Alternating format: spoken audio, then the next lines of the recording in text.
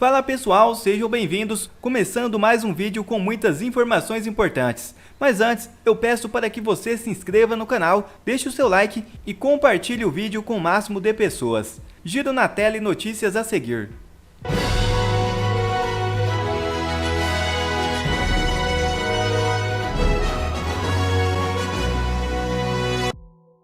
O STF já condenou Bolsonaro.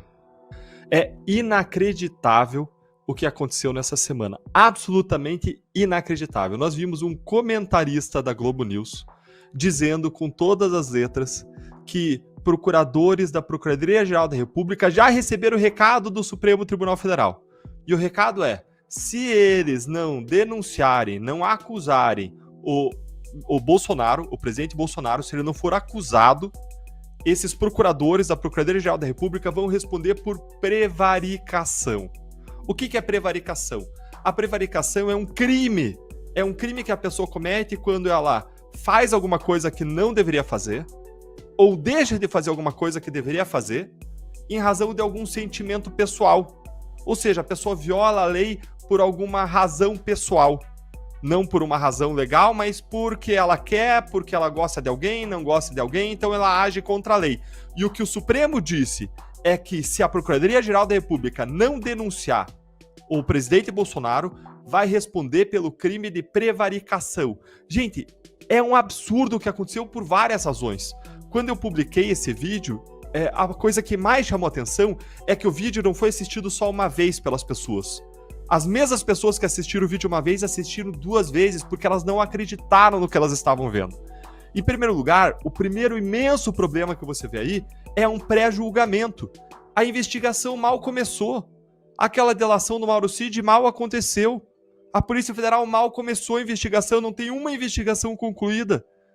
E a investigação é feita quer para confirmar a hipótese de culpa, quer para confirmar a hipótese de inocência, quer para confirmar que a pessoa deve ser, quer para confirmar que ela não deve ser acusada.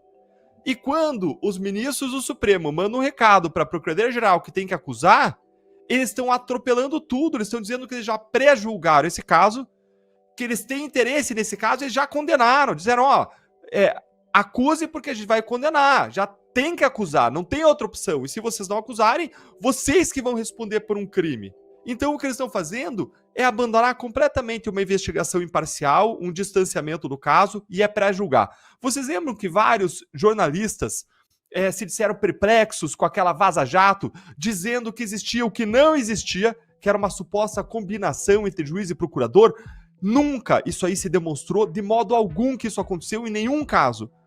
E agora, nesse caso em que os jornalistas falaram isso, em rede nacional de um veículo de comunicação importante, nesse caso seria pior ainda, porque seria uma obrigação, um órgão estaria se sobrepondo ao outro, estaria impondo o seu ponto de vista a outro, se estaria o Supremo obrigando a Procuradoria-Geral da República, que tem pela Constituição independência funcional para decidir o que tem que ou não tem que fazer, mas o Supremo não, ele está entrando para dizer, não, você tem que acusar o Bolsonaro.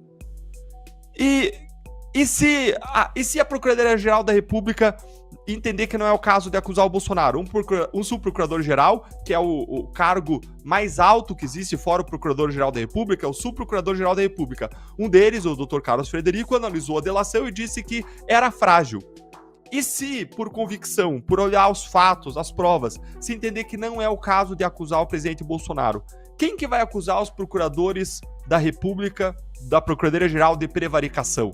Ora, quem acusaria seria o próprio Ministério Público. Então, como é que o Supremo Tribunal Federal poderia dizer que eles vão responder por prevaricação, se nem a acusação de prevaricação está debaixo da guarida do Supremo? Para mim, parece impossível. Impossível, por isso que as pessoas tiveram que assistir duas vezes o vídeo. Impossível porque quem exerce o poder de acusar não é o Supremo, mas é a própria Procuradoria-Geral. Então, ainda que não acusasse o Bolsonaro, quem teria que acusar os procuradores, eventualmente, seriam os próprios procuradores. Então não faz sentido. Mas aí eu fico pensando, gente, é impossível, mas vejam só, anularam a Lava Jato, isso era impossível. Soltaram o Lula, isso me parecia impossível. Condenaram os réus do 8 de janeiro a 17 anos de prisão, gente com um terço e com uma bíblia na mão, impossível. Mandaram um ofício para a Receita Federal para parar as investigações sobre os ministros do Supremo, impossível. estão mantendo no Supremo investigações que são notoriamente da primeira instância, é impossível também. Eles estão legislando, entrando para dizer se pode ou não aborto, se pode ou não descriminalizar drogas, se pode ou não marco temporal, o que é notoriamente uma atividade do Poder Legislativo. Isso também é impossível. Então, gente, o que é hoje impossível realmente para o Supremo? Me parece que nada. Isso me assusta tremendamente, porque isso mostra que o direito, a Constituição e as leis deixaram de ser um instrumento de contenção do poder para se tornar um instrumento de exercício da vontade pura e simples do poder, dos mais poderosos, os donos do poder no Brasil. E tudo isso que eu falei ainda traz um terceiro problema, um problema gravíssimo, porque a imprensa, os jornalistas têm uma função de fiscalizar o poder público. E os jornalistas tinham que noticiar essa informação a que eles tiveram acesso, e eu estou pressupondo aqui que eles tiveram acesso de modo adequado à informação, que eles não estão de má fé e não estão equivocados, e se eles tiveram acesso à informação como eles noticiaram, eles tinham que noticiar esse fato horrorizados. E eles noticiaram com uma naturalidade tremenda, até com ar de aprovação. Realmente, se não acusarem o Bolsonaro, vão responder por prevaricação, como se isso fosse natural, quando isso é um absurdo do absurdo do absurdo do absurdo. A que ponto nós chegamos em que se está naturalizando o que é arbítrio, o que é supressão do direito, o que é derrubada da Constituição, simplesmente porque isso favorece ou contraria uma determinada visão ideológica, o que é um absurdo. A grande verdade é que a maior ameaça que nós temos hoje ao Estado Democrático de Direito, a maior ameaça que nós temos é o Supremo Tribunal Federal. Eu escrevi o meu artigo, aliás, sobre isso nessa semana na Gazeta do Povo, e se você quiser olhar as razões, olhar todo o absurdo, as falas, inclusive, não deixa de entrar e ler. Assina, apoia esse jornalismo independente, enquanto a gente pode falar. E o modo como eu termino o meu artigo é dizendo o seguinte, é dizendo que o Supremo Tribunal Federal ainda vai acabar unindo o Brasil contra ele. Cristina Grêmio, seja muito bem-vinda. Vamos falar então desse artigo do Deltan Dallagnol, né, que está publicado lá na Gazeta do Povo. Tudo bem, boa tarde, Rossana, boa tarde, Serrão, Deltan, boa tarde para nossa audiência. Realmente é absurdo, eu tinha visto esse vídeo na tua timeline quando você publicou e eu fui uma das que assistiram 2 vezes, talvez até mais, viu, Deltan? Porque aí eu me coloco ali também como uma pessoa da mesma profissão, analisando o que eles estão fazendo e, para mim, o que chama atenção tanto quanto a arbitrariedade do STF, se é que a notícia é verdadeira, mas, de novo, a gente realmente acredita que jornalista está ali com uma informação em primeira mão e passando aquilo porque apurou e é verídica, né? Mas foi o fato deles estarem celebrando. Ai, esses procuradores... Foi mais ou menos assim, né? O que passou para a audiência. Óbvio que não disseram desse jeito, mas foi como eu entendi. Ai, esses procuradores que se cuidem. Se eles não fizerem exatamente o que o STF quer que eles façam contra o ex-presidente Bolsonaro, ai deles. Eles é que vão virar réus lá no STF. Eles vão ser denunciados por prevaricação. Eles é que vão se colocar numa situação de saia justa. Então, olha, que bom, né? Nós aqui, jornalistas, estamos dizendo que bom que o STF está botando rédeas nesses procuradorizinhos da República aí que ousam dizer que uma delação premiada, que os ministros do STF e nós da imprensa lulista queremos que seja contra o presidente Bolsonaro, que ousam dizer que ela é fraca, que ela não serve muito para nada e que eventualmente pensem em não apresentar uma denúncia contra Mauro Cid, contra Bolsonaro, contra qualquer outro integrante do governo Bolsonaro. Então, realmente, bom, faz parte da distopia que nós vivemos, né? A gente parece que só comenta aqui notícias que são totalmente, completamente absurdas. Não é impressionante. Seja da forma como o desgoverno Lula trata a questão de Israel, né, do Hamas. Agora a gente está sabendo que tem um brasileiro entre os sequestrados. Já estou, inclusive, com o contato da irmã dele. Vou gravar uma entrevista para minha coluna da Gazeta do Povo. A gente não ouve falar isso. O governo não está empenhado em tirar dos túneis do Hamas, né, dos terroristas amigos, né, da esquerda mundial, um brasileiro. Que eles não estejam, eles, que eu digo Lula e sua turma, que não estejam preocupados com os 240 lá de outras nacionalidades, mas todos judeus, a gente até entende, porque eles são seletivos, eles são homofóbicos, eles são xenofóbicos, eles são tudo que eles dizem que os outros são. Mas eles não se preocuparem com um brasileiro sendo o governo do Brasil? É muito triste a gente ver isso, mas faz parte das distopias, né, do universo do noticiário distópico aqui dos últimos anos. É inacreditável que em pleno século XXI, depois de ter passado por um século em que teve 2 guerras mundiais, o Brasil, que é o país mais miscigenado do mundo e, portanto, um país de população pacífica, e que é um país que sempre prezou sim, sua população sempre prezou sim pelas relações pacíficas, esteja absolutamente polarizado por culpa do Lula. Foi o Lula que polarizou, foi o Lula que lá em 2003 começou com essa de nós contra eles. Eram os analfabetos contra quem estudou. Não precisa estudar, eu sou pouco estudado e tô aqui presidente da República, era a frase chavão dele. Aí eram as patroas contra as domésticas, os patrões, né, os burgueses, os empresários do agronegócio contra o proletariado. É sempre essa discurseira comunista para rachar a população, para criar intriga. E nesse terreno de terra arrasada, eles avançam. E avançam querendo controlar. E aí os bajuladores, os idiotizados, que eu chamo, os que não conseguem enxergar que foram submissos a uma lavagem cerebral nesse nefasto desse sistema Paulo Freire da educação brasileira, vão lá aplaudir. E aplaudem terrorista, e aplaudem Lula, né? Corrupto, condenado em 3 instâncias, descondenado por ministros amigos, por uma corte aparelhada, e agora essa corte aparelhada avançando sobre uma instituição da República, a Procuradoria-Geral da República. Lembram do discurso? Atos antidemocráticos, inquérito dos atos antidemocráticos, ataque à democracia, ataque ao Estado democrático de direito. Quem que está praticando isso? Quem que comete atos democráticos, antidemocráticos, ataques à democracia, ao Estado de Direito? Quem está atacando as instituições extremamente necessárias numa república democrática? São as próprias instituições corroídas por dentro, aparelhadas por esse partido nefasto chamado PT.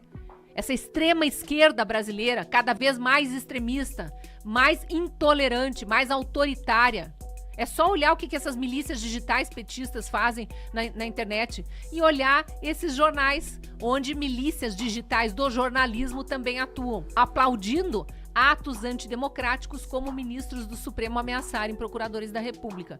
Eu espero que a PGR, junto com o Legislativo, instituições importantes, não se renda a essa ditadura da toga. A gente já sabe que uma parte do Legislativo foi junto, aplaudiu prisão de parlamentar, que aliás está esquecido na cadeia, né, Daniel Silveira? Continuamos tendo também parlamentar, além de jornalistas presos, além de influenciadores digitais, sem falar nas centenas de autoexilados, tem muita gente autoexilada, eu tenho contato com vários deles, fora os que já moravam no exterior e estão impedidos de vir para o Brasil, né? Passaporte cassado sem terem cometido crime algum. Contas bancárias bloqueadas, nós vamos sempre repetir isso. E os mais de 2.000 presos políticos do 8 de janeiro, onde há todo tipo de história absurda. O Deltan falou de senhoras com Bíblia e terço na mão. Tinha gente que estava só com o tecido da bandeira e uma garrafa d'água, porque até a haste da bandeira tinha sido tirada em revista. Houve revista policial daquelas pessoas que foram presas. Quem não foi revistado foram os black blocs, que invadiram os prédios e que os vídeos mostram descendo inclusive de rapel, do 3º andar do Congresso Nacional. Quebraram tudo lá dentro, encapuzados para não serem identificados nem pelas câmeras que o Flávio Dino esconde, o próprio STF esconde, e depois fugiram de rapel. Cadê a Polícia Federal para investigar isso? Cadê a dona Elisiane Gama e sua trupe do Maranhão na CPMI para investigar isso? Ninguém fala. Tem vídeos com gente com camisa do PT, boné do MST, bandeira da CUT, quebrando tudo. Eu tenho esses vídeos no meu arquivo pessoal, já coloquei em edição das entrevistas dos presos políticos que eu faço. Tá tudo documentado, fartamente documentado. Mas prenderam 2.000 inocentes, apreenderam os celulares deles, que estavam repletos de mais um monte de provas da inocência, e eles são acusados até que prove o contrário. E ai dos advogados que quiserem pedir para o STF para liberar as câmeras, pelo menos do circuito interno, já que os seus clientes não têm mais em posse deles as imagens que eles mesmos gravaram e que os defendem, mostram que eles não estavam quebrando. Mas o circuito interno também está escondido, né? Porque atualmente no Brasil da ditadura do Lula e do STF é culpado até que prove inocência. Então é tudo muito absurdo, a gente tem que fazer muito barulho em relação a isso aqui, porque se for verdade, isso aqui é motivo, viu, Rodrigo Pacheco? Para mais e mais pedidos de impeachment de todos os 11. Porque aí os 11 vão ter que sair da toca e dizer, não, eu não falei pra PGR, eu não falei nada da PGR. Eu não ameacei a PGR de acusar que cometeu prevaricação caso não denunciasse o Mauro Cid ou o ex-presidente Bolsonaro. Eu não fiz isso. E aí quem não disser eu não fiz isso é porque foi o autor da ameaça. Né? Ou os 11 saem lá da toca e dizem nós não ameaçamos, e aí a gente vai precisar cobrar dessa imprensa militante que estaria espalhando fake news. Alguém aí precisa se explicar. E quem precisa julgar esses alguém aí é Rodrigo Pacheco no Senado. Bolsonaro sobe o tom contra Moraes como nunca antes. Mentiroso parcial. Defendeu o PT o tempo todo. Veja o vídeo. Quem falou imbrochável é mentira, porque você não vê em lugar nenhum isso. Se vê, por favor, bote no ar. Mentira do presidente do TSE. Mentiroso, parcial. Defendeu o PT o tempo todo por ocasião das eleições. Então é mentira essa questão de imbrochável. Outra coisa, ele não tem culpa que o 7 de setembro cai naqueles 45 dias que antecedem o primeiro turno das eleições. O que houve em Brasília? O desfile normal, acabou o desfile, entreguei a faixa, né? E foi pro outro lado, mais ou menos 200 metros de distância. Eu ocupei o carro de som e falei com a população. Assim como fiz o mesmo no Rio de Janeiro. Não tem nada casado, nada junto. É mentira. Queria um argumento. Pois eu fico com essa dúvida. Quem sabe da força da gente? Sabe para onde estava indo no Brasil. A mentira do imbrochável é que eu não entendi muito bem, presidente. Desculpa, eu lembro do senhor dizendo imbrochável, e as pessoas repetindo esse coro, Não, no microfone não. Isso não existe. No microfone, pegando couro imbrochável, não. Ali no carro de som, longe, quando tinha acabado o desfile, num carro de som, um cara gritou imbrochável de baixo, eu falei para ele imbrochável, repeti para ele imbrochável, sem usar o microfone.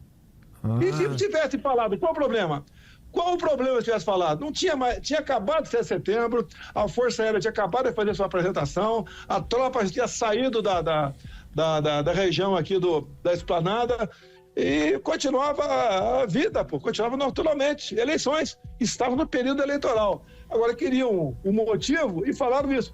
Então falaram isso porque, desde o início, o TSE trabalhou contra mim, contra a nossa candidatura em favor da outra. Porque... Imbrochável, imbrochável, imbrochável, imbrochável, imbrochável. Influenciador da esquerda, Henri Bugalho, admite que ele e outros youtubers foram pagos para atacar Bolsonaro na eleição de 2022. Veja o vídeo.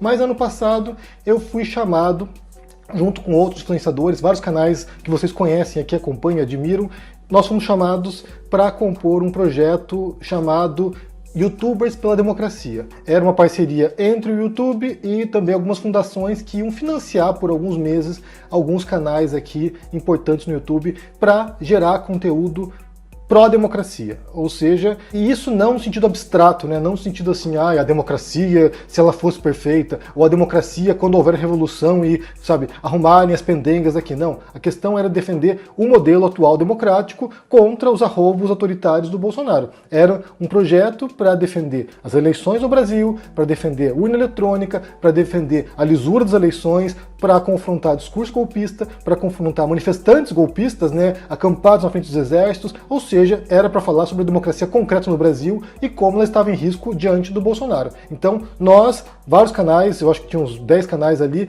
não me recordo se o Galãs Feios estavam lá, eu acho que eles não estavam, mas havia outros canais importantes que vocês acompanham, inclusive de um comediante bem famosinho agora que vive colado com os radicais, e nós fomos chamados para fazer esse projeto, recebemos uma grana importante para fazer esse projeto, e quando eu fui convidado, eu comentei com quem me convidou, né, eu falei assim, olha, eu estou numa fase complicada da minha vida aqui, eu não estou fazendo conteúdo com tanta periodicidade como eu fazia antes, eu não sei se eu vou participar, e ele disse o seguinte, olha Henri, faço questão que você participe porque você é uma voz importante na esquerda, você é alguém que já defende essas pautas há muito tempo, e faz o que você puder aqui, mas a gente quer que você participe porque vai ajudar nesse projeto. Então eu participei, e como eu falei, a gente foi financiado durante alguns meses para fazer vídeos pró-democracia, em defesa da democracia, em defesa das eleições, do processo democrático, da pluralidade de ideias, das vozes divergentes, de uma eleição que fosse justa e tentando confrontar esse discurso golpista, como eu mencionei. E aí nós fizemos isso, né?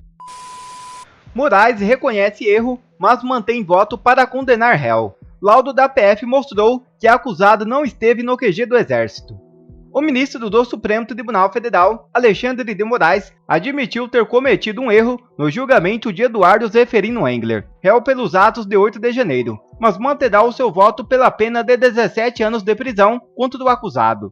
Engler, de 42 anos, responde por associação criminosa armada, tentativa de golpe e abolir o Estado Democrático de Direito, dano qualificado e deteriorização do patrimônio protegido da União. Natural de Santa Maria, o réu foi preso em flagrante no Palácio do Planalto ainda no dia da invasão à Praça dos Três Poderes. No julgamento, Moraes disse ter provas contundentes de que Engler teria chegado a Brasília no dia 7 de janeiro e permanecido no acampamento até o dia do ataque. Os advogados de Engler, por outro lado, afirmam que seu cliente nunca esteve nos acampamentos montados no quartel-general do Exército, alegando que foi confirmada pela Polícia Federal após perícia realizada no celular do réu. O laudo da corporação mostra que ele chegou à capital no dia 8, às 14h15. Responsável pela defesa, Marcos Vinícius Rodrigues de Azevedo, disse que não há qualquer indício de que seu cliente tinha interesse por um golpe e que ele teria entrado no Planalto para se proteger das bombas de efeito moral. Moraes, contudo, optou por manter o seu voto pela condenação do réu. Outra notícia na tela. MP pede exclusão da esposa do líder do Comando Vermelho de Comitê de Combate à Tortura do Amazonas. O Ministério Público do Amazonas pediu a exclusão de Luciene Barbosa Farias, esposa do líder do Comando Vermelho amazonense e conhecida como Dama do Tráfico, do Comitê Estadual para a Prevenção de Combate à Tortura. Como representante desse comitê, Luciene Barbosa Farias teve uma viagem para Brasília custeada com recurso do Ministério de Direitos Humanos e Cidadania, do governo de Luiz Inácio Lula da Silva. O MP do Amazonas dá prazo de 5 dias para que a secretária estadual de Justiça, Direitos Humanos e Cidadania, Jussara Pedrosa da Costa, suste qualquer tipo de ato que confirme Luciane no comitê. Também recomenda pelo MP a criação de mecanismos eficientes para rigoroso controle para a escolha de representantes da sociedade civil. O Ministério dos Direitos Humanos e Cidadania pagou as despesas para Luciene Barbosa Farias participar de um evento organizado pela pasta nos dias 6 e 7 de novembro. Em nota, o governo afirma que os comitês estaduais têm autonomia para indicar seus representantes. Bom, quer receber mais conteúdos como esse? Então inscreva-se agora mesmo no canal, deixe o seu like e compartilhe o vídeo com o máximo de pessoas. Assim você vai estar me ajudando demais. Fico por aqui, um forte abraço e que Deus abençoe a todos. Brasil acima de tudo e Deus acima de todos.